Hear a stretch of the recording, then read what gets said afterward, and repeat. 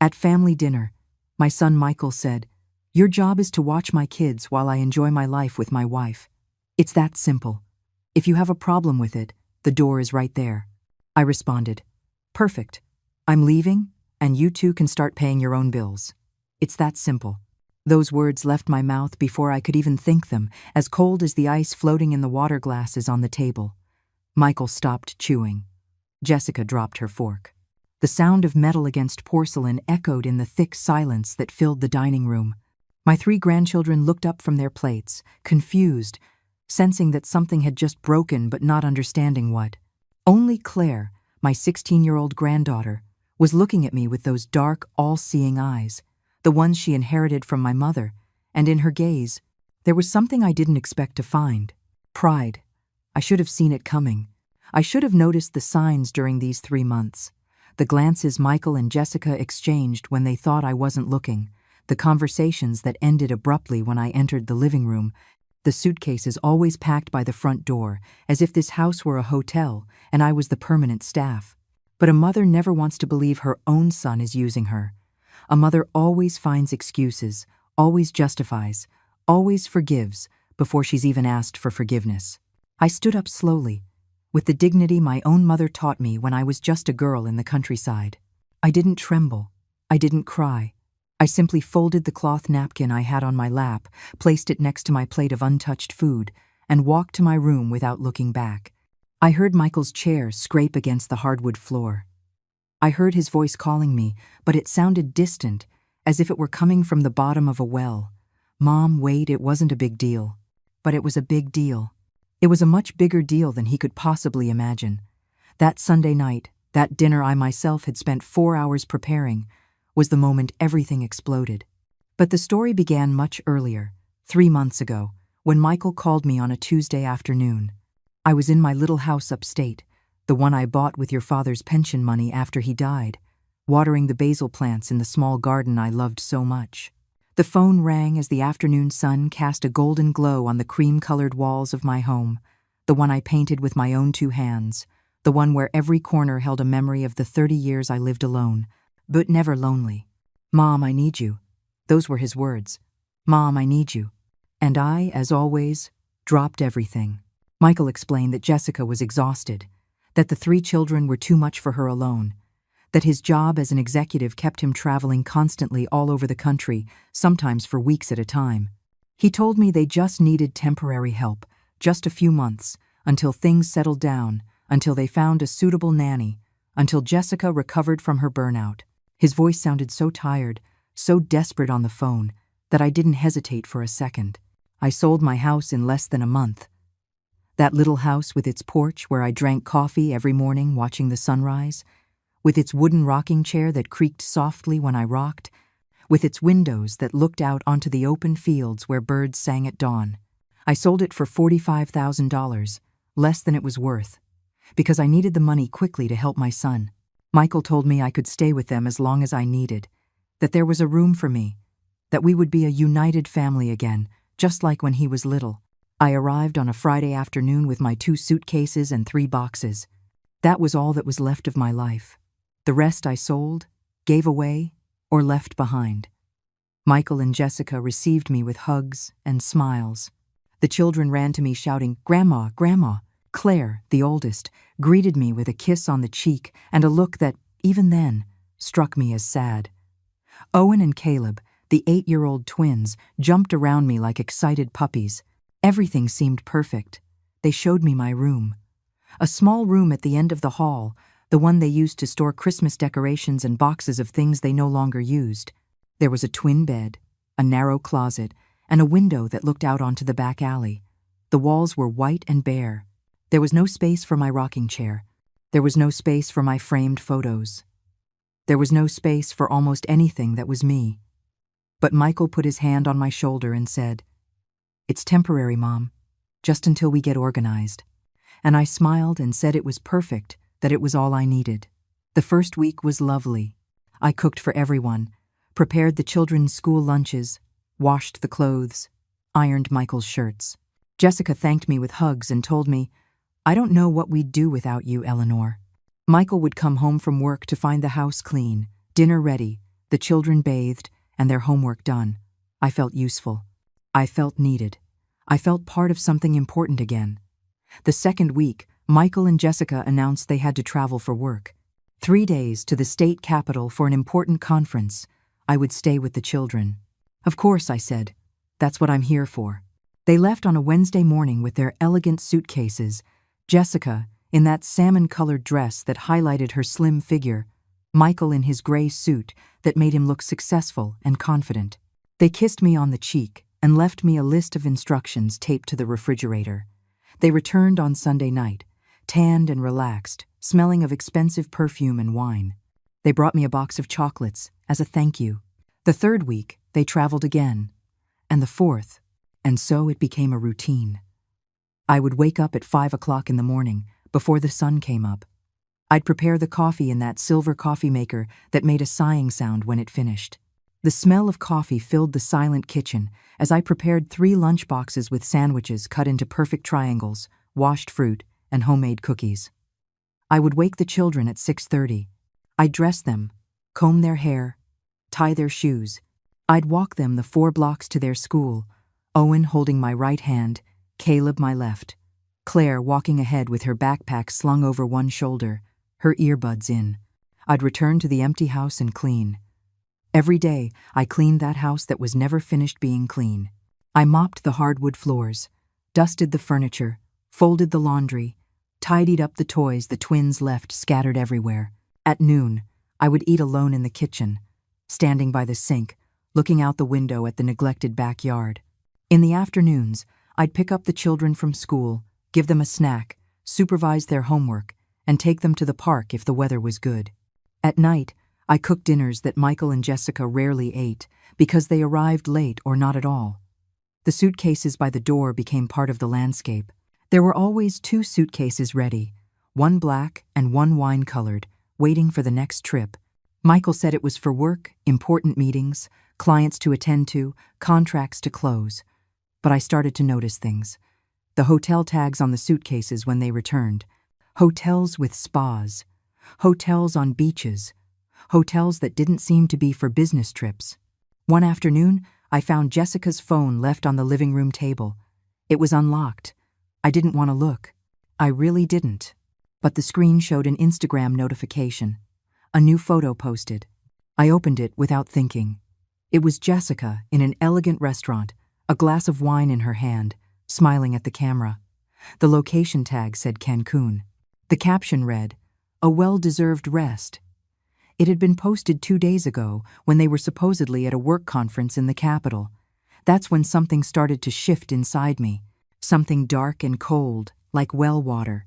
The photo of Jessica in Cancun glowed on the phone screen like a silent slap in the face. "A well-deserved rest," the caption read. I was sitting on the living room sofa, that unfamiliar phone in my trembling hands, while the children played on the floor at my feet, building towers with colorful blocks. Owen shouted that his tower was taller. Caleb said his was stronger. Claire was lying on the other sofa reading a book, but her eyes weren't moving across the pages. She was watching me over the edge of the book, quiet, waiting. I swiped my finger across the screen. There were more photos. Jessica on a white sand beach, wearing a coral-colored bathing suit and enormous sunglasses. Michael beside her on the same beach, tanned, relaxed, with a beer in his hand. The 2 of them in a restaurant overlooking the ocean. The 2 of them toasting with champagne glasses. The dates of the posts coincided exactly with their supposed work trips. Every single one of them. I closed the app. My hands weren't trembling anymore. Something strange was happening inside me. Something that wasn't anger or sadness, but a kind of cold clarity. Like when dirty water settles and you can suddenly see the bottom of the river. I left the phone exactly where I had found it and got up from the sofa. Claire was still watching me. Our eyes met for a long second. She closed her book slowly and said in a low voice, "Grandma, I have to show you something." We went up to her room while the twins continued to play downstairs. Claire's room was the only space in that house that seemed to have a soul. Band posters on the walls, clothes draped over the back of a chair, books piled on her desk. She locked the door and took out her phone. She sat on the bed and motioned for me to sit next to her. "I'm sorry, Grandma. I should have told you this weeks ago, but I didn't know how. Her voice sounded guilty, broken. She opened WhatsApp and showed me something that made my blood run cold. It was a group chat called the Mom Plan. The only members were Michael and Jessica. Claire had gotten into her mother's phone one night and had taken screenshots of everything. Now she showed them to me, one by one, slowly, giving me time to read each message. The group had messages from 4 months ago, before I had even sold my house. Michael. I talked to my mom. She's in. Jessica. Perfect. With her watching the kids, we save the $1,200 a month for a nanny. Michael. And she'll give us the money from her house sale. We can pay off the credit cards. Jessica. Great. We'll tell her we're saving it for her, but we'll use it for the debts. She doesn't know how to check bank accounts anyway. Michael. She's my mom. She won't ask questions. I kept reading. There were dozens of messages. Jessica complaining that I cooked with too much oil. Michael laughing about how I didn't know how to use the new TV remote. The two of them planning trips while I stayed with the kids. Jessica saying they should give me a smaller room because I didn't need that much space. Michael responding that the storage room was enough for someone my age. There was a recent message from 2 weeks ago. Jessica. Your mom is starting to ask questions about the money. Michael. I'll tell her it's invested. She doesn't understand that stuff. Jessica. We should have her sign a power of attorney. That way we have total control. Michael. Good idea. I'll tell her it's in case of an emergency. Claire took the phone from my sight. I had my hands clenched in my lap, my nails digging into my palms. There's more, she said, her voice trembling. They sold your furniture. The pieces you left in the garage. Mom posted them on Facebook Marketplace. They sold them for $800 and went out to a fancy restaurant. I know because I was there. They made me go. Dad made a toast and said, "Thanks, Mom, for your generosity." I stood up. I walked to the window in Claire's room. From there, I could see the quiet neighborhood street, the trees with their leaves moving gently in the wind, the identical houses with their perfectly manicured lawns. Everything looked so normal, so orderly.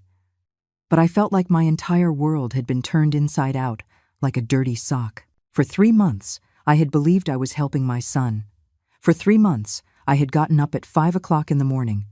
I had ironed, cooked, cleaned, and cared. For 3 months, I had slept in that tiny room feeling useful, needed, important. And it had all been a lie from the beginning. Grandma, I'm so sorry. Claire's voice pulled me from my thoughts. She was standing next to me, tears rolling down her cheeks. I wanted to tell you sooner, but I was scared. I was scared you would leave and I'd be alone with them. Because you're the only one in this house who treats me like I matter. The only one who asks how my day was. The only one who sees me. I hugged her. I felt her thin body tremble against mine. She was just a child, barely 16, trapped in a family that used her as decoration. I realized then that I wasn't the only one being exploited in that house. Claire was invisible to her parents, too. Just another responsibility delegated to Grandma while they enjoyed their perfect Instagram life. I'm not leaving without you, I whispered in her ear. I promise you that. That afternoon, after picking up the twins from school and giving them their snack, I waited for them to start watching TV. I went up to my room and closed the door. I took out an old notebook from my suitcase, one I had kept for years to write down recipes and shopping lists. I tore out a clean page and began to write. I wrote down everything I remembered.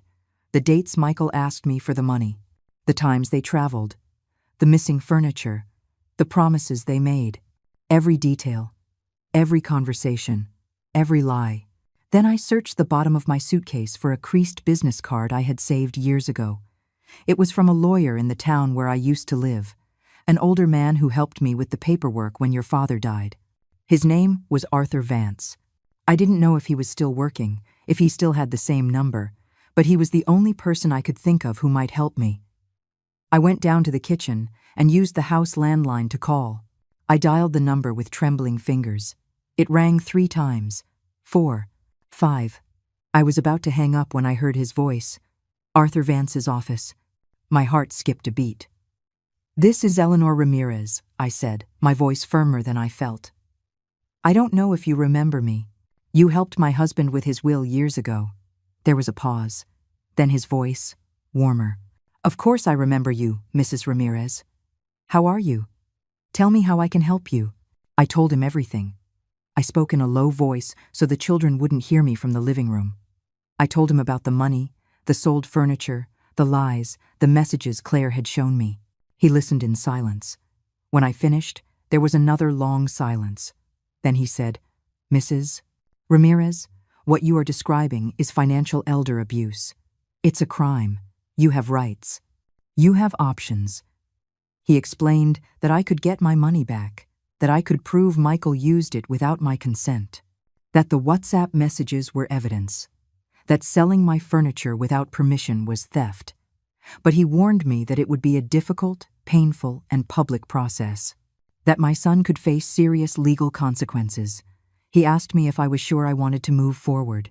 I looked around that kitchen that I cleaned every day, the clean dishes in the drying rack, the mopped floor shining under the light, the grocery list on the refrigerator in my handwriting, all evidence of my invisible work.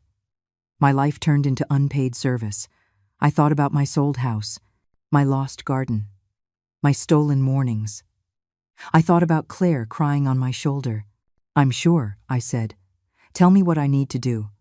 Arthur gave me precise instructions. I needed proof of everything.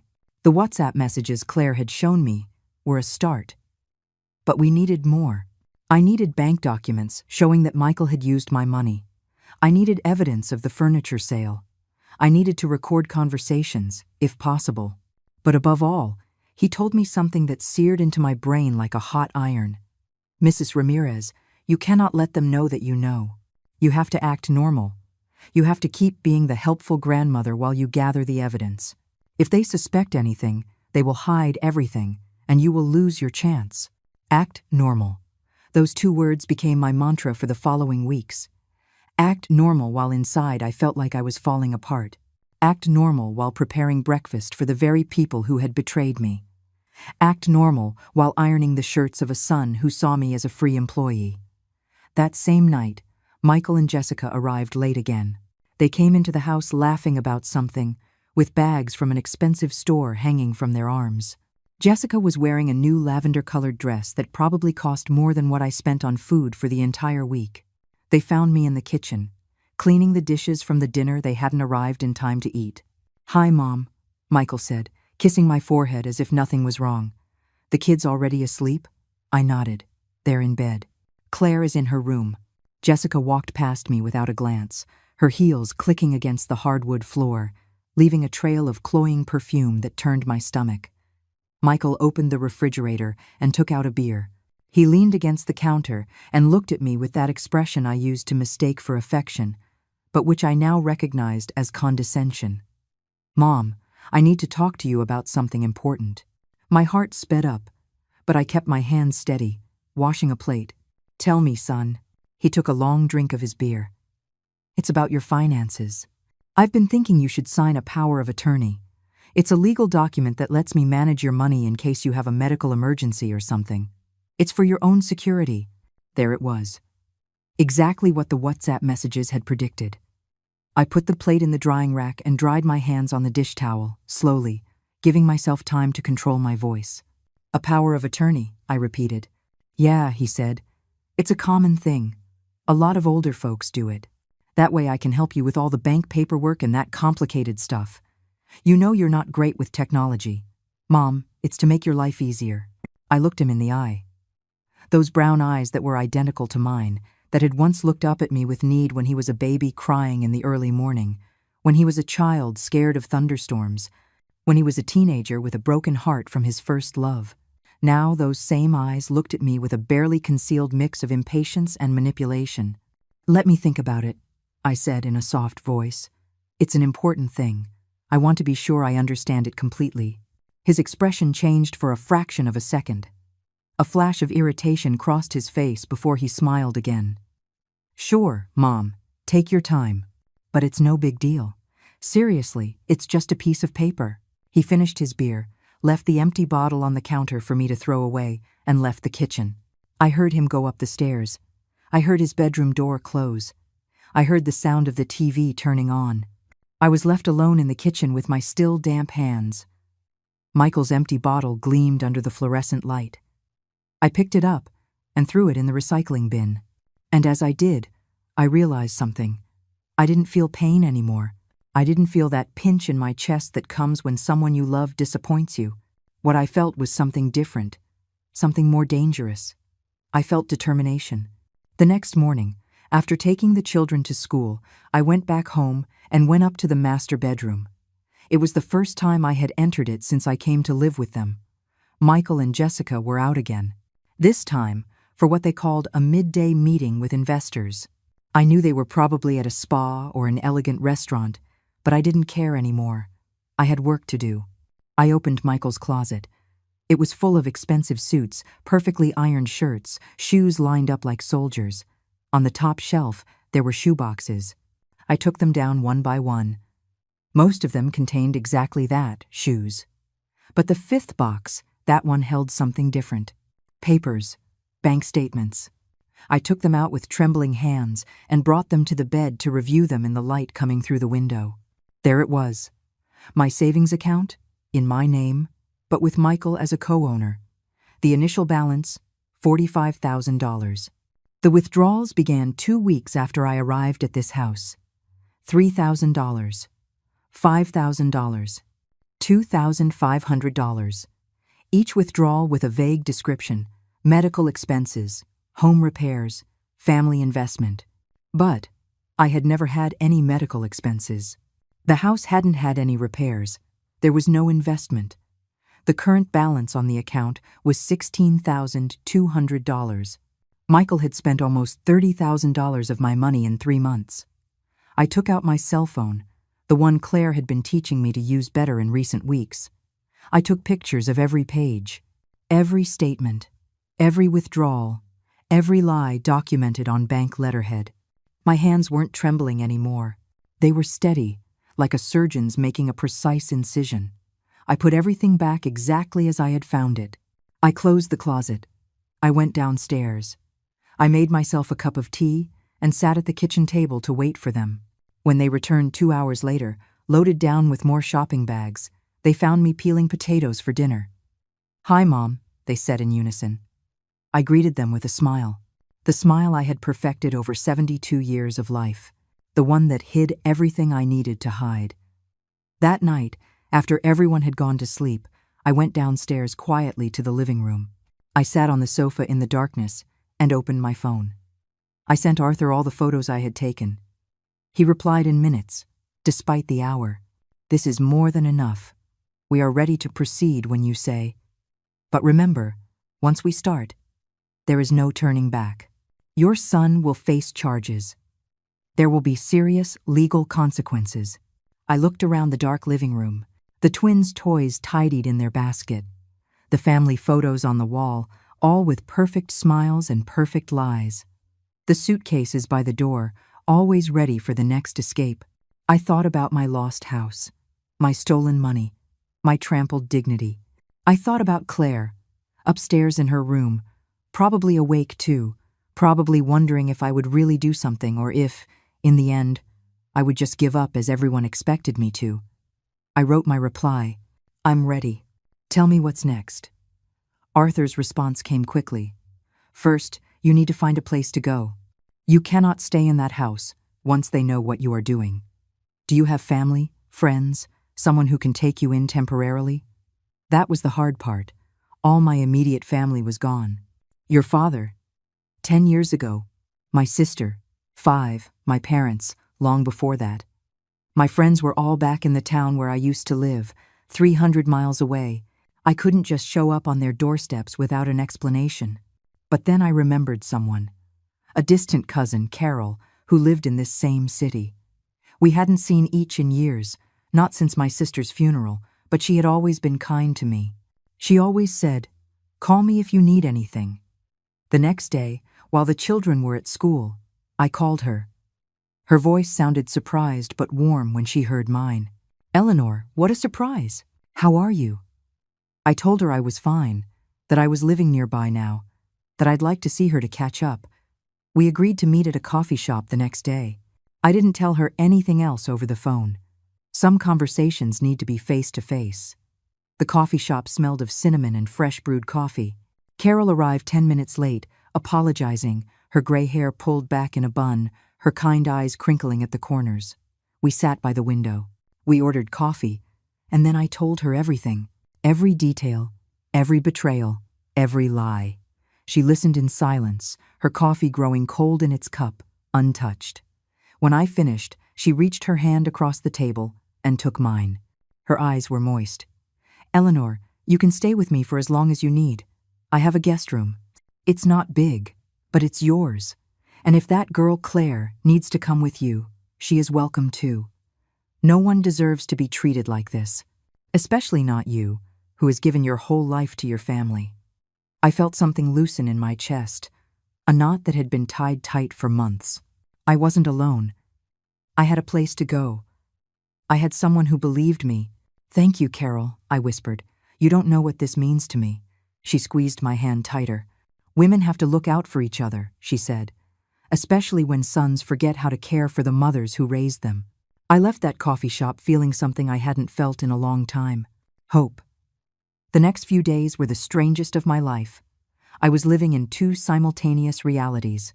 In one, I was the ever-helpful grandmother, waking up before dawn, preparing breakfasts, packing lunches, cleaning bathrooms, folding laundry. In the other, I was a silent strategist, gathering evidence piece by piece, building my escape like someone putting together a puzzle in secret.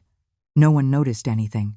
Michael and Jessica continued with their lives as if I were part of the furniture, useful but invisible.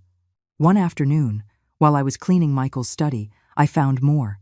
A crumpled receipt in the wastebasket. It was from an expensive jewelry store downtown. $2,300 for a white gold bracelet. The date matched one of the withdrawals from my account perfectly. Jessica had been wearing that bracelet in her latest Instagram post, showing it off on her slender wrist as she held a wine glass. The caption read, "When your husband spoils you for no reason, he loves me so much." I took a photo of the receipt. I crumpled it back up exactly as it was and put it back in the wastebasket. I kept cleaning as if nothing had happened. But inside, something was burning. That night at dinner, Jessica wore the bracelet. The dining room light reflected off the gold, making it sparkle. She moved her wrist deliberately as she ate, making sure everyone saw it. "It's beautiful, isn't it?" she said, looking at Michael with sparkling eyes. "My husband has such good taste." Michael smiled proudly. "Only the best for you, my love." Claire looked at me from across the table. Our eyes met for a second. She knew. She could see in my expression that I had discovered something else. She lowered her gaze to her plate and continued eating in silence, but I saw how her fingers tightened on her fork. The next day was Saturday. Michael announced at breakfast that he and Jessica were leaving on another trip, this time to Miami. 5 days, an important industry convention. "Mom, you'll handle everything here, right?" It wasn't a question. I nodded as I poured more orange juice. "Of course, son. You go and don't worry." They left on Sunday morning. I watched them load their suitcases into the car. Jessica, with enormous sunglasses and a mint green dress that fluttered in the breeze, Michael, with his perfectly pressed shirt. They kissed me on the cheeks. "Be good, kids," Jessica shouted from the window as they pulled away. The car disappeared around the corner. I stood in the doorway with the 3 children beside me, feeling the weight of what I was about to do. That afternoon, after the twins went down for their nap, I asked Claire to come to my room. I locked the door. We sat on the edge of my narrow bed. "Claire," I said in a low voice, "I need your help with something important." She nodded immediately. "Anything, Grandma." I explained my plan. I needed to access Michael's computer. I needed to check his emails, his files, any other evidence of how he had spent my money. Claire knew the password because she sometimes used it for school homework. But we had to be careful. We couldn't leave a trace. We couldn't change anything. Just look and document. She looked at me with those eyes that seemed too old for her age. "Grandma, they're stealing from you. Of course I'll help you.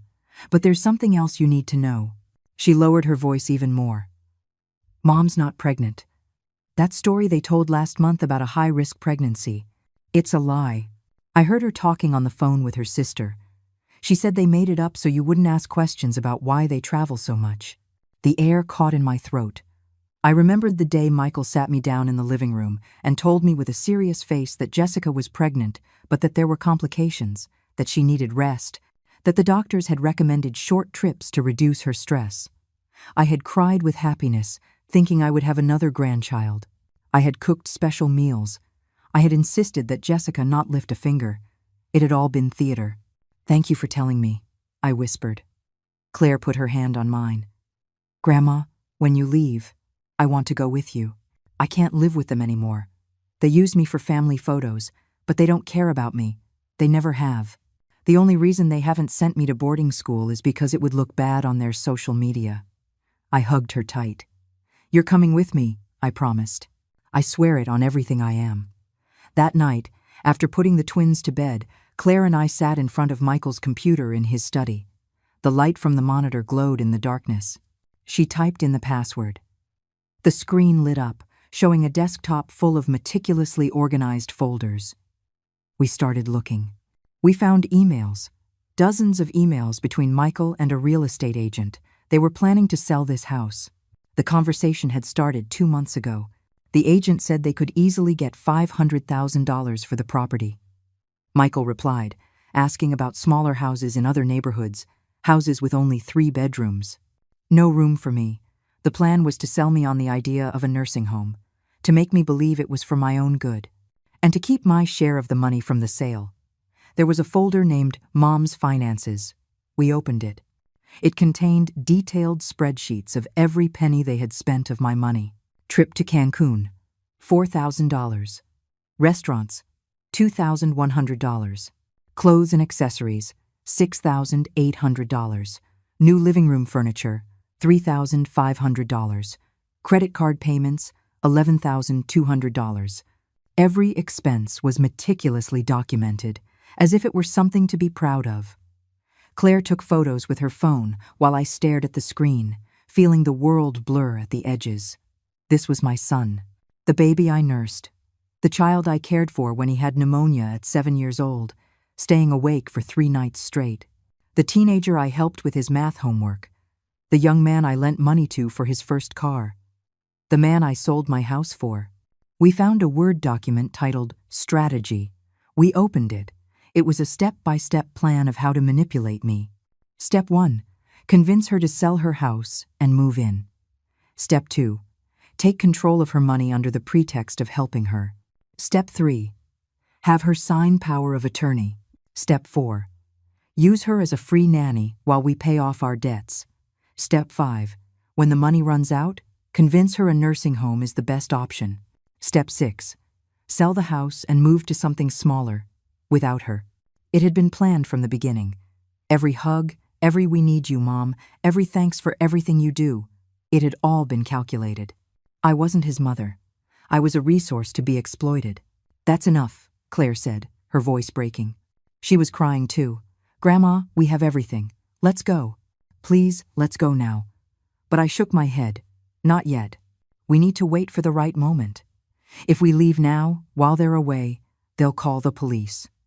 They'll say I abandoned them with the children. We need to wait until they come back. Those 5 days were an eternity. I took care of the twins, as I always did. I took them to the park. I made them their favorite meals. I read them stories before bed. Owen and Caleb had no idea what was happening.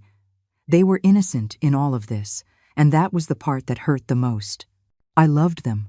I loved their laughs, their spontaneous hugs, the way they called me Grandma in their high-pitched voices. But I couldn't save them without destroying myself. At night, when the house was asleep, I packed in silence. One suitcase with my clothes, another with my important documents.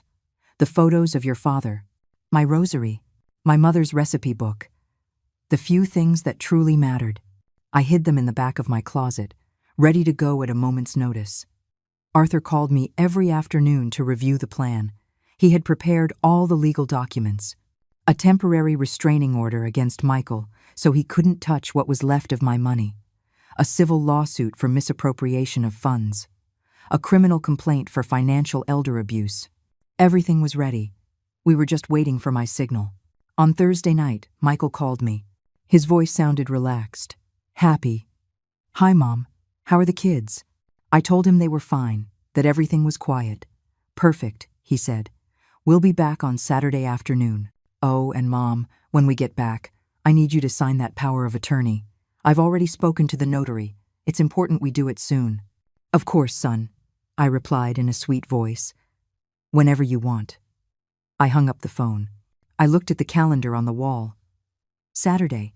In 2 days, my life would change forever.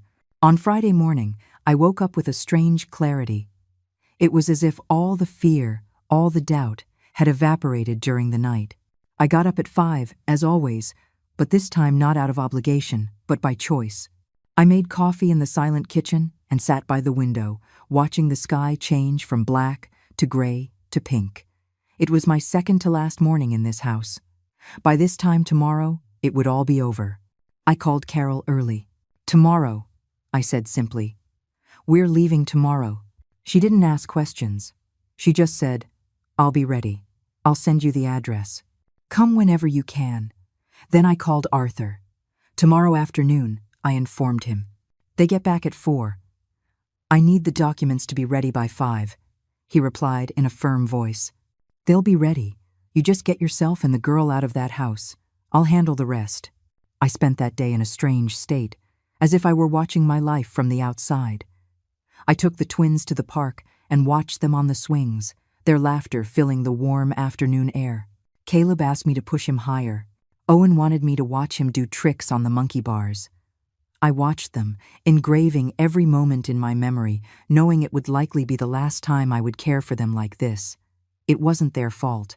They were innocent. But I couldn't save them without sacrificing myself, and I had finally learned that saving myself wasn't selfish. It was survival. That night, I made a special dinner. Roast chicken with potatoes and carrots, the twins' favorite. I even made flan for dessert, the one Claire loved. The 4 of us ate at the kitchen table. The twins chattered non-stop about their day at school. Claire ate in silence, but every so often she would look at me, and I saw the unasked question in her eyes. Is it really going to happen? I would nod slightly. Yes. Tomorrow, everything changes. After putting the children to bed, I went up to my room and checked everything one last time. The suitcases were packed, hidden in the back of the closet. The important documents were in my purse. The photos Claire took were on her phone. All the evidence was backed up to the cloud. Arthur had copies of everything. There was no turning back now. The plan was in motion like a stone rolling downhill, unstoppable. I lay down but didn't sleep. I spent the night staring at the ceiling, listening to the sounds of the house, the refrigerator humming, the water heater clicking, the small creaks of the wood settling. This house had never been mine. It had never belonged to me. I had only been a temporary piece, useful while I lasted, disposable when I wore out. Saturday dawned bright and clear. I got up, showered, and dressed with care. Comfortable pants, a simple ivory-colored blouse, shoes I could walk in for hours if needed. I pulled my hair back into a low bun. I looked at myself in the small mirror in my room. The woman looking back at me was not the same one who had arrived here 3 months ago. That woman had been naive, hopeful, desperate to feel needed. This woman was different. This woman had learned that sometimes love isn't enough, that sometimes people disappoint you in ways you never imagined, that sometimes the only way to survive is to walk away from those who say they love you but are destroying you. I made breakfast. I woke the twins. I fed them. I bathed them. I put them in clean clothes. I did everything exactly as I had done every morning for 3 months. But inside, I was counting the hours. 4 o'clock in the afternoon. That was the time. Michael had said they would arrive at 4. At 2 o'clock in the afternoon, I started to move my things. I brought the suitcases downstairs while the twins were watching TV in the living room. I put them by the back door, hidden behind the curtains. Claire came down with her own backpack, small and discreet. Just the essentials, I had told her. We can get the rest later. She had packed clothes, her ID, her laptop, a few photos, nothing else. At 3:30, my phone rang. It was Carol. "I'm ready. Are you still on?" I replied, "Yes. We'll be out in half an hour." Then I texted Arthur, "Proceed. I will be out in 1 hour." The minutes dragged on. I sat in the living room with the twins, watching their cartoon show. Caleb cuddled up against my side. Owen put his head in my lap. I stroked their hair gently, memorizing the feel of their soft hair under my fingers, the small, trusting weight of their bodies. "You're going to be okay," I whispered, though they couldn't hear me over the sound of the TV. "Your parents will take care of you. You'll grow up, and maybe someday you'll understand." At 4:10, I heard the car in the driveway. My heart sped up, but my hands stayed steady. Michael and Jessica came through the front door, tanned and relaxed. They were carrying their suitcases, bags of souvenirs, wide smiles. "Hi," they shouted. "We're home." The twins ran to them, screaming, "Dad! Mom!" Michael lifted them both up, one in each arm, laughing.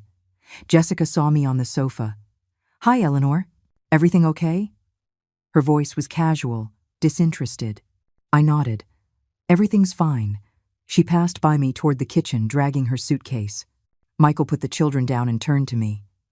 "Mom, give me half an hour to shower, and then we'll sit down and sign those papers, okay? The notary can come by early tomorrow." "Yes, Son," I replied. "Take your time." They went upstairs. I heard their footsteps on the floor above. I heard the shower turn on. This was the moment. I got up from the sofa with all the calm in the world. Claire appeared in the living room doorway. We looked at each other. She nodded. I nodded. I went to the back door. I grabbed my suitcases. Claire grabbed her backpack. We walked out through the kitchen, into the backyard, then around the house to the street. My old car was parked on the street, the one Michael had suggested I sell because I didn't need it anymore. Good thing I never listened to him. I opened the trunk. We put the suitcases in. We got in the car. Before starting the engine, I took a white envelope from my purse. Inside was a handwritten letter. I had drafted it the night before, choosing each word with care. I read it one last time. "Michael, by the time you read this, I will be gone. I will not continue to be your unpaid employee. I will not be signing any power of attorney. I will not allow you to continue to steal from me. My lawyer will be in contact with you regarding the money you spent without my authorization. I hope those trips and that jewelry were worth it, because they are going to cost you much more than you paid. The children are with you, as they should be. They are your responsibility, not mine. Claire is coming with me because she chose to. She is 16 years old and has the right to choose. Do not try to find me. Do not try to contact me. We are done. Your mother, Eleanor." I got out of the car. I walked back to the front door. I slid the envelope under the door. I watched it disappear into the house. Then I walked back to the car, started the engine, and drove to the corner without looking back. Claire was silent in the passenger seat. I took her hand. She squeezed mine hard. "It's okay to be scared," I said. "I'm scared too, but we're going to be okay. Together, we're going to be okay." I drove, following the GPS directions to Carol's house, 20 minutes across town. 20 minutes that felt like hours. Every red light seemed like an eternity. I kept checking the rearview mirror, expecting to see Michael's car following us, but the street behind us remained empty. We arrived at a small house in a quiet neighborhood. Peach-colored walls, a garden with flowers, a large tree out front. Carol came out before we could even knock. She hugged both of us without a word. Then she ushered us inside, closed the door, and said, "You're safe here. Welcome home." The guest room was simple but cozy. A double bed, a small desk, cream-colored curtains, a window overlooking a backyard full of plants. Claire and I set down our bags. We sat on the bed. For a moment, neither of us said anything. Then my phone started ringing. Michael's name glowed on the screen. I let it ring until it went to voicemail. Immediately, it started ringing again, and again, and again. 10 calls in 5 minutes. Claire watched me with wide eyes. "You're not going to answer." It wasn't a question. I shook my head. "No, there's nothing left to say." The messages started to arrive. I read them on the lock screen without opening the conversations. Mom, what does this mean? Mom, pick up the phone. Mom, you can't just leave like this. Mom, this is ridiculous. Mom, come back right now. Mom, I'm going to call the police. Mom, you will regret this. Each message was more desperate than the last, but I didn't answer a single one. At 5:30, Carol's doorbell rang. She went to open it. I heard her talking to someone at the door. Then she came back to the room. It's a process server. He has documents for you. I went out to the living room. A man in a uniform handed me a large envelope. I need you to sign here, ma'am. I signed. He left. I opened the envelope. They were the documents from Arthur. The temporary restraining order, the civil lawsuit, the criminal complaint, all officially filed with the courts. Michael would be receiving his copy at any moment. My phone rang again. This time, it was an unknown number. I answered. It was Arthur. Mrs. Ramirez, the documents have been filed. Michael has been served. As of this moment, he cannot access your bank account. What's left of your money is protected. We have also filed the lawsuit to recover what he spent without authorization, and the criminal complaint is in the hands of the district attorney. He is going to try to contact you. Do not respond. Any communication must go through me. Thank you, Arthur, I said in a steady voice. You don't know what this means to me. He replied, Ma'am, I have seen many cases like yours. Children who exploit their elderly parents. But I rarely see someone with the courage to do what you are doing. It's going to be difficult. He is going to fight. But the law is on your side. The evidence is irrefutable. That night, Carol made us dinner. Vegetable soup, homemade bread, chamomile tea. We ate in her small, cozy kitchen with floral placemats and cloth napkins. It was all so simple, so peaceful. There was no tension in the air, no walking on eggshells, no suitcases waiting by the door. For the first time in 3 months, I took a deep breath and felt my lungs fill completely. After dinner, Claire and I sat in the guest room. She took out her phone and showed it to me. Grandma, Dad is sending me messages. Dozens of messages. I read a few. Claire, this is your grandmother's fault. She's abandoning us. Claire, tell her to come back or she'll destroy this family. Claire, she's manipulating you. Claire, if you don't come back, you're going to regret it. Every message was a mix of manipulation and barely disguised threats. What do you want to do? I asked her. Do you want to go back? She looked at me as if I had asked her if she wanted to cut off an arm. No, Grandma, never. I'd rather sleep on the floor than go back to that house. They never saw me. They only saw you when they needed something. And they only saw me when they needed the perfect family photo for Instagram. We're not people to them. We're accessories. That night, lying in the same bed in the darkness, Claire told me things she had never shared. She told me how her parents made fun of her when she wasn't thin enough for their standards. How Jessica would buy her clothes 2 sizes too small as motivation to lose weight. How Michael told her she needed to try harder in school, be more popular, get better grades, represent the family better.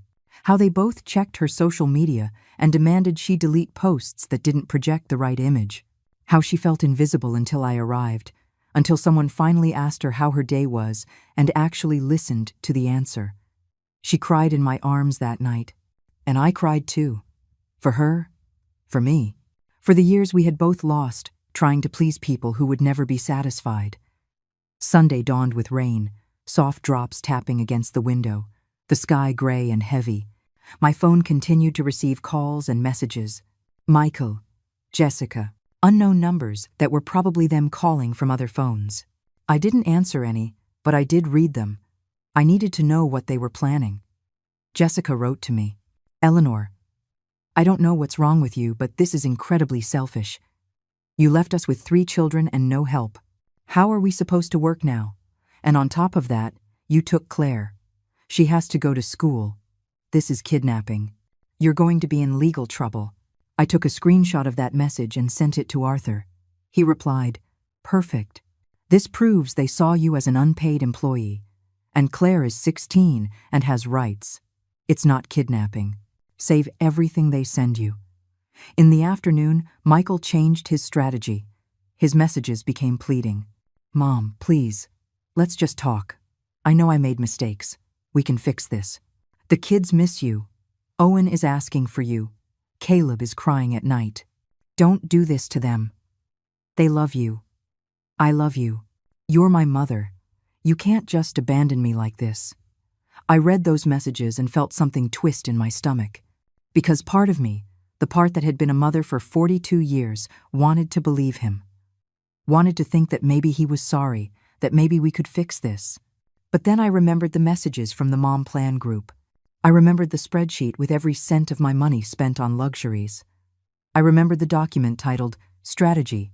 I remembered the $2,300 bracelet shining on Jessica's wrist. No, I said to myself, out loud. I'm not falling for it again.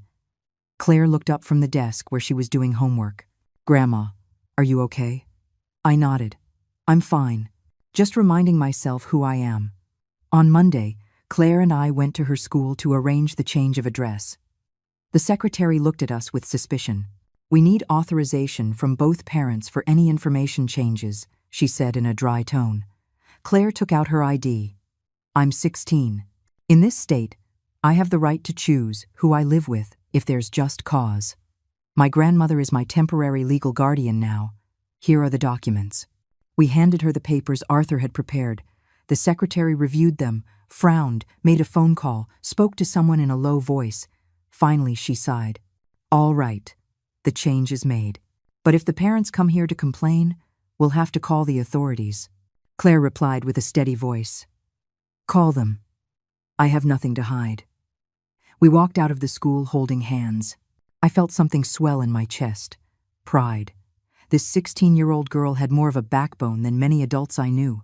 That afternoon, while Carol was at work and Claire was at school, I sat in the small backyard of the house. There was a wooden bench under a tree. I sat there with a cup of tea, listening to the birds, watching the clouds move slowly across the sky. My phone was inside. I hadn't brought it. For the first time, I was completely alone with my thoughts, without interruptions. I thought about my life. 72 years. I had been a wife for 35 years, until your father died. I had been a mother since I was 30. I had worked cleaning houses to pay the bills when Michael was little and your father didn't earn enough. I had cooked thousands of meals, washed thousands of loads of laundry, cleaned countless floors, sacrificed my own dreams time and time again for my family. And in the end, my own son had seen me as a disposable tool, but I was still here, breathing, alive, free. And that had to mean something. A mint plant was growing in a pot next to the bench. I touched it gently. The leaves released their fresh, strong scent. Mint, like the kind that grew in my lost garden. Carol must have planted it. Or maybe it had always been there, waiting for me. I picked a small leaf and rubbed it between my fingers. The smell filled me, anchored me to the present moment. I was going to be okay. I didn't know how, exactly. I didn't know how long it would take, but I was going to be okay. When Claire got home from school, she found me in the garden. She sat next to me on the bench. Grandma, Dad came to the school today. He saw me on my way out. He tried to talk to me. My heart sped up. What did he say? She shrugged. That I'm making a mistake. That you brainwashed me. That I'll regret it. The usual stuff. I told him to leave me alone, or I'd call security. He left. I'm sorry, Claire. I don't want you to go through this. She took my hand. Grandma, I've been through worse living with them. This, what we're doing now, this is liberation. The first week at Carol's house passed in a strange kind of fog. Every morning, I woke up expecting to hear the twins' voices, expecting to have to run to make breakfasts and pack lunches. But instead, there was silence. A soft, gentle silence that took me days to get used to appreciate. Carol left for work early. Claire left for school. And I was left alone in that small house that smelled of lavender and toast. At first, I didn't know what to do with myself. I cleaned things that were already clean. I cooked portions that were far too large, as if I were still feeding 5 people. I would find myself jumping to my feet every time I heard a noise, ready to attend to someone who wasn't there. 72 years of being conditioned to serve don't disappear in a week. But slowly, I began to remember who I was, before I became my son's invisible shadow. One afternoon, I found Carol's painting supplies in a closet. "Use them whenever you want," she told me. "I haven't touched them in years." I took out the watercolors, the brushes, the thick paper. I sat in the garden and painted the first thing that came to my mind. A small house with cream-colored walls. A garden with basil plants. A rocking chair on the porch. My lost house taking shape in soft colors on white paper. I cried while I painted. But it wasn't the desperate crying of the first few days. It was something different. A necessary mourning. A goodbye to what had been. When I finished, I hung the painting on the wall of my room. A reminder that lost things don't disappear completely if you keep them in your heart. The messages from Michael continued. Every day, a new strategy. First, it was please. Then threats. Then attempts to make me feel guilty. "Mom, Owen got sick and asked for you. Mom, Caleb is getting bad grades because he's depressed. Mom, Jessica had to quit her job because of you. Mom, we're going to lose the house if you don't help me." Every message was designed to make me give in, go back, and submit again. But Arthur had warned me about this. "It's called the cycle of abuse," he explained over the phone. "First come the apologies and promises, then the threats, then the guilt. Then they start all over. It's predictable. Don't fall for it." I saved every message without replying. They were evidence, proof of the pattern of manipulation that had lasted my entire life without me recognizing it. One afternoon, 2 weeks after I left, Jessica showed up at the door of Carol's house. I don't know how she got the address. Maybe she followed Claire. Maybe she hired someone to track us. Carol called me at work. "Eleanor, that woman is on my doorstep. She says she's not leaving until she talks to you." "What do I do?" "Don't open the door," I said. "I'm on my way." I drove back, my heart pounding. When I arrived, Jessica was sitting on the front steps. She looked different without the perfect makeup and designer clothes. She was wearing gray sweatpants and a sweatshirt, her hair pulled back in a messy ponytail. She stood up when she saw me. "Eleanor, we need to talk." "We have nothing to talk about," I responded, keeping my distance. "My lawyer told you. All communication must go through him." She took a step toward me. "Please, just hear me out. 5 minutes. Michael doesn't know I'm here. I came alone." I looked at her eyes. There was something different in them. Something that looked like genuine fear. Against my better judgment, I said, 5 minutes. Out here. You're not coming in the house." We sat on the front steps, separated by a few feet. Jessica was rubbing her hands nervously. "Eleanor, I know we made mistakes. I know we used you. But you don't understand the whole situation. Michael has debts. A lot of debts. More than $200,000 in credit cards and loans. We were desperate. When you said you were selling your house, it seemed like a godsend. We didn't mean any harm. We were just trying to survive. So my survival mattered less than yours," I said in a flat voice. "My money, my work, my life, all of that was disposable so that you two could keep living beyond your means." "It's not like that," she protested. "We were going to pay you back. Eventually, when Michael's situation got better, when he got the promotion he was promised, you were going to get your money back, with interest. Eventually. Eventually," I repeated. "When exactly? After you had spent every last cent? After you had me sign the power of attorney? After you put me in a cheap nursing home?" "I saw the messages, Jessica. I saw the whole plan. Don't treat me like I'm stupid." She fell silent. A tear rolled down her cheek. "Eleanor, they're going to put Michael in jail. The prosecutor's lawyer says he could face up to 5 years for fraud and financial elder abuse. 5 years. Our children are going to grow up without a father." She looked at me with pleading eyes. "Please, drop the charges. We'll give you back what's left of the money. We'll sign anything. But don't destroy your own son." I felt something tighten in my chest, because that part of me that was a mother still existed, that part that remembered Michael as a little boy, innocent, full of dreams. But then I remembered something else. I remembered his messages in the Mom Plan group. I remembered how he laughed when they planned to give me the smallest room. I remembered the spreadsheet where my $30,000 turned into vacations and jewelry. I remembered his voice at the family dinner, saying, "Your job is to watch my kids while I enjoy my life." "I'm not destroying my son," I said slowly. "He destroyed himself with his decisions. I am just protecting myself. Something I should have done a long time ago." Jessica stood up abruptly. "You're selfish. A bitter old woman who can't stand to see her own son happy. Michael gave you a roof over your head. He gave you a family, and this is how you repay him. I hope you can live with yourself, knowing you destroyed your own family." I stood up too. I kept my voice calm, though I was shaking inside. "Jessica, my son stole $30,000 from me. He lied to me. He exploited me. He treated me like an unpaid employee. He planned to put me in a nursing home when I was no longer useful. And you were right there every step of the way, supporting him, spending my money on gold bracelets. Don't you dare talk to me about family. You two destroyed that long before I left." She opened her mouth to reply, but no words came out. She turned and walked to her car.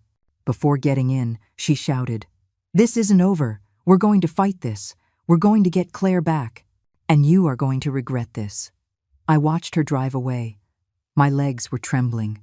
I went into the house and sank onto the sofa. Carol came out of the kitchen, where she had been listening to the whole thing. She hugged me without saying anything, and I let myself cry. For everything I had lost. For everything I would never have again.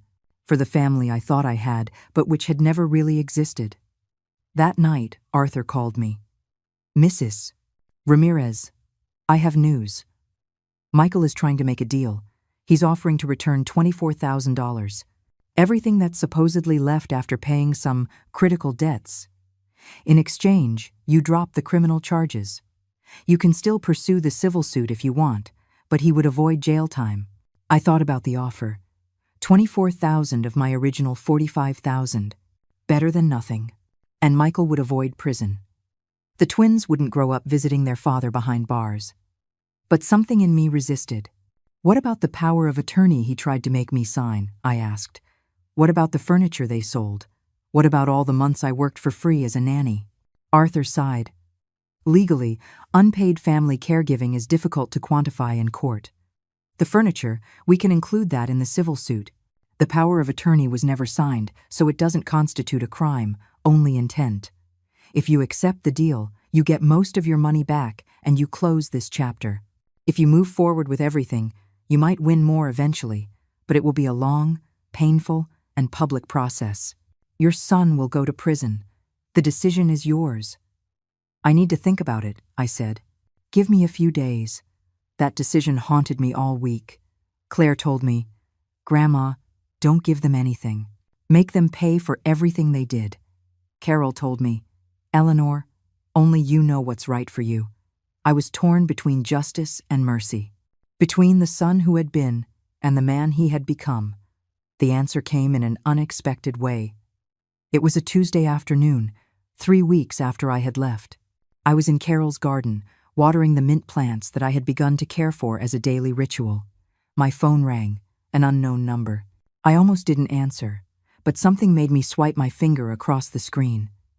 "Hello?" I said, cautiously. "Grandma?" It was Caleb's voice, one of the twins. His little voice shot through the phone like an arrow straight to my heart.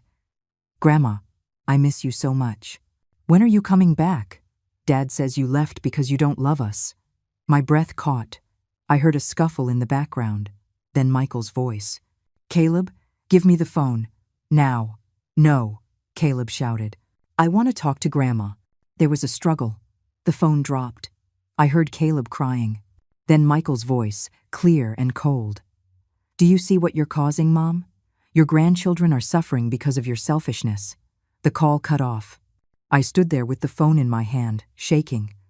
Carol came out into the garden and found me with tears rolling down my cheeks. "What happened?" she asked, alarmed. I told her. She pressed her lips together, furious. "That is pure manipulation. He's using that child as a weapon. This has to stop, Eleanor." I called Arthur immediately. I told him about the call, He listened in silence. Then he said, "This is harassment, using a minor. I can file for a broader restraining order that includes indirect contact. But Mrs. Ramirez, I need you to make a decision about the deal." Michael is pushing because he knows the prosecutor has a solid case. If you reject the deal, we go to trial. He faces serious criminal charges. "I need to know what you want to do." I sat on the garden bench. The afternoon sun warmed my face. I closed my eyes and thought about everything. The $30,000 stolen, the months of unpaid labor, the manipulation, the lies. But I also thought about Caleb crying, about Owen, probably just as confused, about how their lives would change if their father went to prison. And then I realized something. This had never been about revenge. It had been about dignity, about setting boundaries, about saying no more. And I had already achieved that. I had already left. I had already reclaimed my freedom. I had already saved Claire. Sending Michael to prison wouldn't give me back my lost years. It wouldn't heal the wounds. It would only add more pain to an already painful situation. "I'll accept the deal," I told Arthur, "but with conditions. I want the $24,000 in 1 week. I want Michael and Jessica to sign a document acknowledging what they did. I want them to agree to never contact me again, directly or indirectly, and I want them to leave Claire alone. If they try to force her to come back, the deal is off and we go to trial." It took Arthur a moment to respond. "That's fair. I'll draft the terms. But Mrs. Ramirez, are you sure? You have every right to demand full justice." "I'm sure," I replied.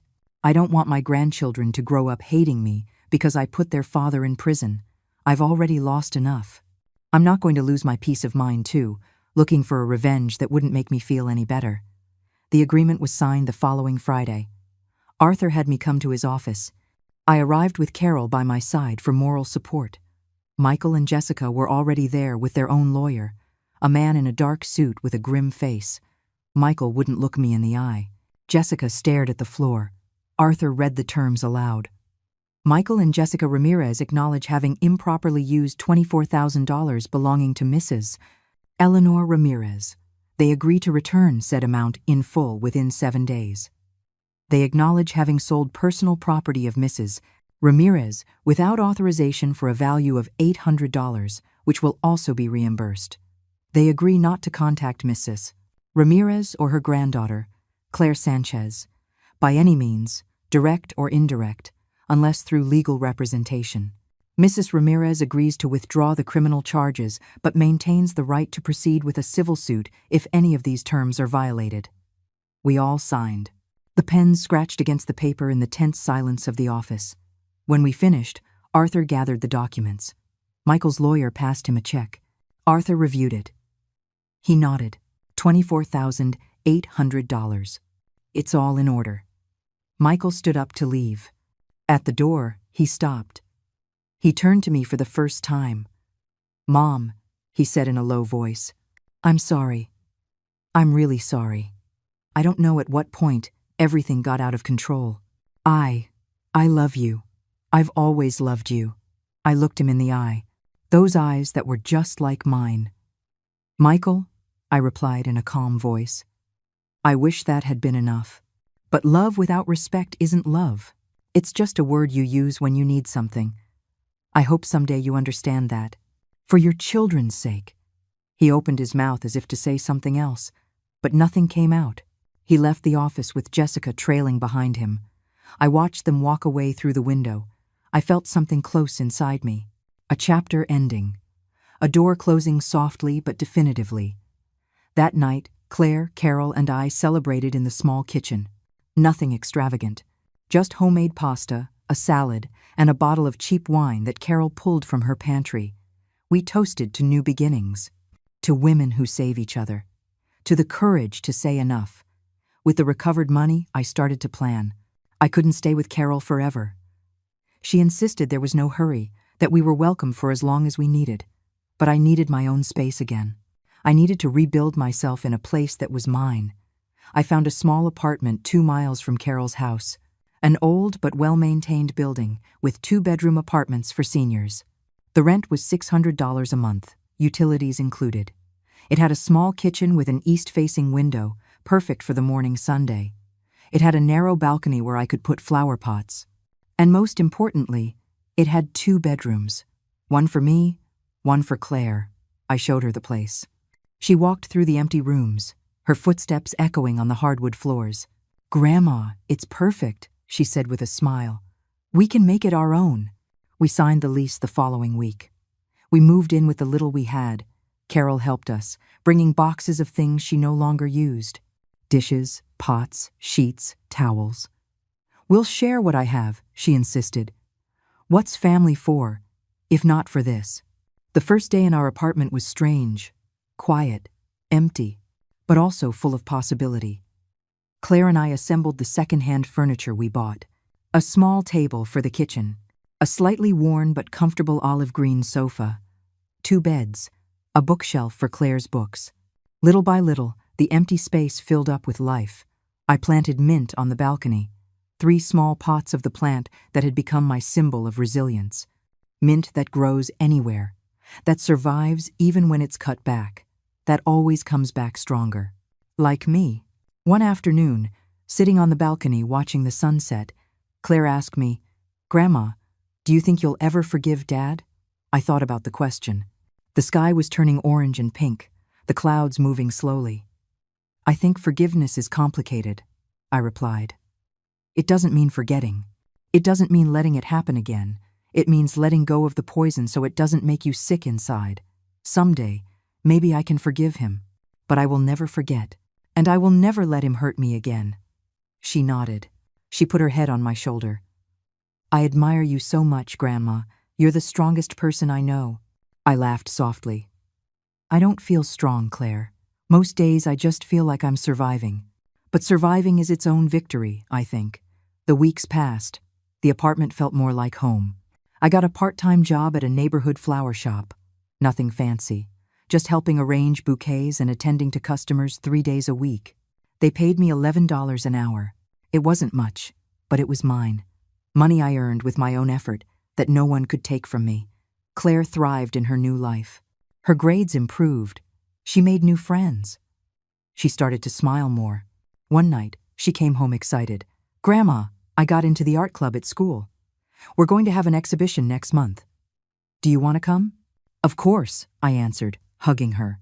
I wouldn't miss it for the world. The messages from Michael eventually stopped.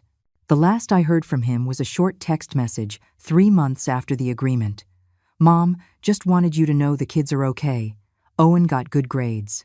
Caleb made the soccer team. Thought you'd like to know." I didn't reply, but I saved the message. 6 months after I had left, my life had found a rhythm I never thought possible. I woke up when my body was ready, not when an alarm demanded I serve others. I drank my coffee on the balcony, watching the sun rise over the neighborhood buildings. The mint plants had grown lush, their green, vibrant leaves moving gently in the morning breeze. Sometimes I would pick a leaf and rub it between my fingers, letting the scent remind me of where I had come from and how far I had gone. The flower shop became more than a job. The owner, a woman named Megan, in her 50s, taught me the secret language of flowers. "Roses don't just mean love," she would tell me as we assembled a bouquet. "Chrysanthemums speak of truth. Daisies of innocence. Lilies of renewal." I listened and learned, and for the first time in decades, I felt like I was growing as a person instead of just existing for others. Claire blossomed in ways that filled my heart. Her art exhibition was a success. She presented a series of paintings about invisible women, women who worked in the background while others shone in the spotlight. One of the paintings was of me, though I didn't recognize it at first. An older woman standing in a kitchen, her figure almost transparent, while life went on around her, unseen. When I asked her why she had painted me like that, she said, "Because for a long time, you were invisible to everyone except me. But you're not anymore, Grandma. Now, everyone sees you." One Saturday afternoon, 3 months after we moved, I received an unexpected call. It was a number I didn't recognize, but something inside me knew I should answer. "Hello?" I said cautiously. "Grandma Eleanor?" It was Owen's voice, the other twin. More mature than the last time I heard it, but unmistakable. "Grandma, it's me, Owen. Please don't hang up. My heart sped up. Hello, Owen, I replied softly. How are you? There was a silence. Then, I miss you. Caleb misses you too. Dad and Mom don't let us talk about you. They say you abandoned us. But I found your number in Dad's old phone. I wanted to hear your voice. Tears began to roll down my cheeks. I miss you both so much, I whispered, every single day. How are you? We're okay.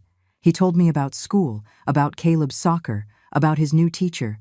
He spoke quickly, as if afraid someone would discover him. Then he said something that broke me. Grandma, Dad says you hated us. That's why you left. But I don't believe him. You never looked at us like we were a burden. Not like they do. Owen, listen closely to what I'm about to tell you, I said, my voice firm but loving. I love you. You and Caleb, and even Claire, who is with me. I love you more than words can say. I didn't leave because I didn't love you. I left because your dad was hurting me in ways you can't understand yet. Sometimes the people we love hurt us. And walking away isn't abandonment. It's protection. I heard his shaky breath.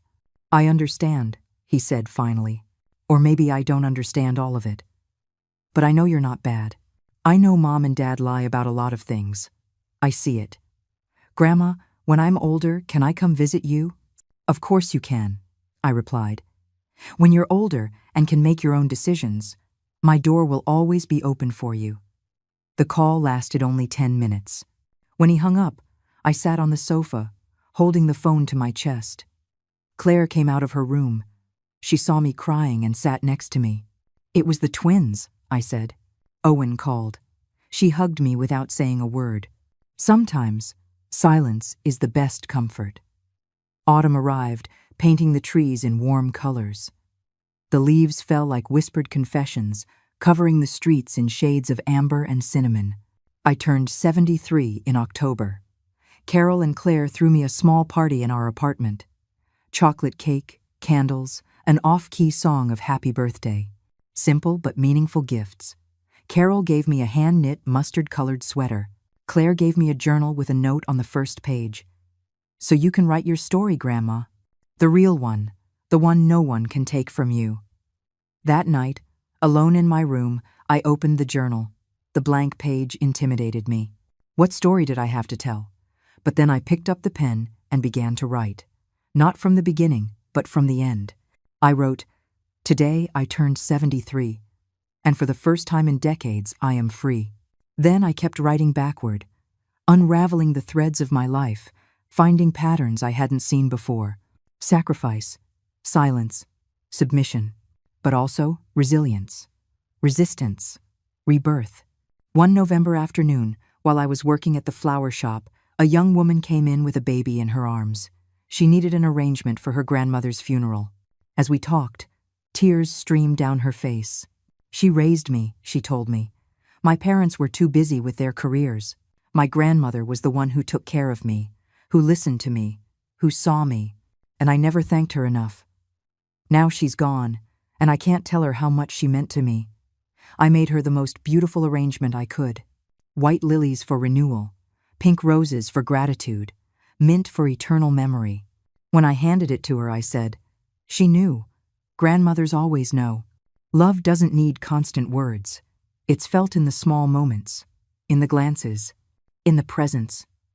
She knew. The woman hugged me, crying. Thank you, she whispered. I needed to hear that.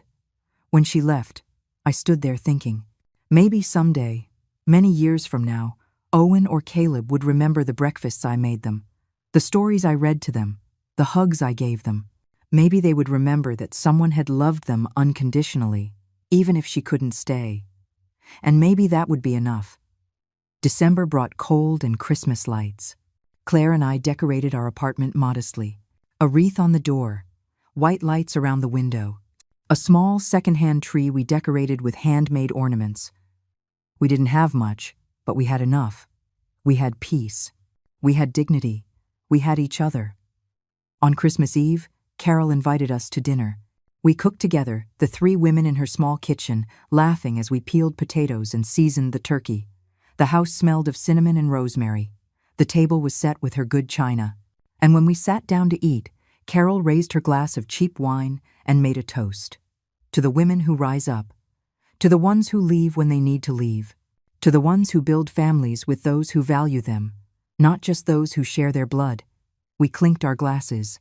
The sound echoed like small bells.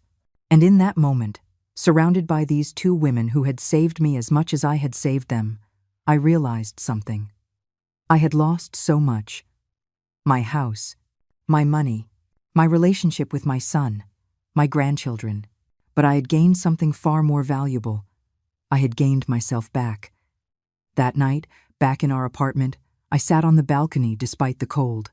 The mint plants were dormant for the winter, but their roots were still alive under the soil, waiting for spring to grow again. Like me, I had been through the darkest winter of my life. But spring would come. It always does. Claire came out onto the balcony with a blanket.